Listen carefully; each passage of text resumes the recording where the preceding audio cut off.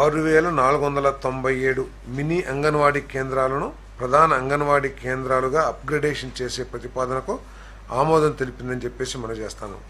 ప్రస్తుతం ఆంధ్రప్రదేశ్లోని SC, ST మరియు మైనారిటీ జనాభా ప్రాంతాల్లో పనిచేస్తున్న ఈ మినీ అంగన్వాడీ కేంద్రాలు 0 to 6 6 సంవత్సరాల లోపు వయసు గల పిల్లల ఆరోగ్యం, పోషకాహారం మరియు బాల్య విద్యపై దృష్టి పెడుతున్నాయి. ఈ ఉన్నతీకరణ ద్వారా ఎస్సీ, ఎస్టీ ప్రాంతాల్లో మారుమూల గ్రామాల్లో నివసించే సుమారు 1,20,000 నిరుపేద పిల్లలకు నాణ్యమైన బాల్య సంరక్షణ మరియు ప్రారంభ విద్య అందుబాటులోకి వస్తుందని చెప్పేసి తెలియజేయడం జరుగుతుంది.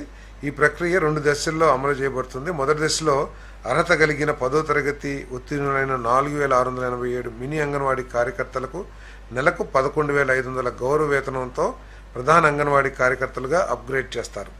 సో వీరిని ఎప్పుడైతే అప్గ్రేడ్ చేస్తారో ఆ 4,687 కొత్త ఆయాలను కూడా అపాయింట్ చేస్తానికి ఉపాధి అవకాశాలు కూడా లభిస్తాయని చెప్పేసి నేను మనవి చేస్తున్నాను.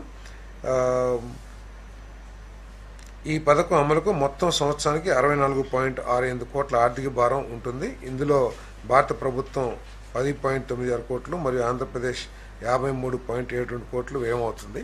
అదేవిధంగా చిన్నపిల్లలకు కూడా, ఎందుకంటే చిన్నపిల్లలకి లెర్నింగ్ కెపాసిటీ చిన్న వయసులో చాలా ఎక్కువగా ఉంటుంది పెద్దవాళ్ళ కంటే కూడా. అందుకనే లేటెస్ట్ టెక్నాలజీస్ని వినియోగించుకుని స్కిల్స్ని చిన్నపిల్లలకి ఏ విధంగా అయితే మనం ఇండ్యూస్ చేయొచ్చో ఆ టెక్నాలజీస్ అన్నీ కూడా తీసుకొచ్చి ఈ పేద పిల్లలందరికీ కూడా ఎడ్యుకేషన్ నేర్పించాలని చెప్పేసి కూడా ముఖ్యమంత్రి గారు సూచన చేశారు. ప్రపంచంలో ఉన్న ఎడ్యుకేషన్ స్కిల్స్ ఏదైతే ఉంటాయో వాటన్నిటిని కూడా అందుబాటులోకి తీసుకొచ్చి ఈ పిల్లలకి అందించే విధంగా చర్యలు తీసుకోవాలని చెప్పేసి కూడా ముఖ్యమంత్రి గారు సూచన చేశారని చెప్పేసి నేను మనవి చేస్తాను.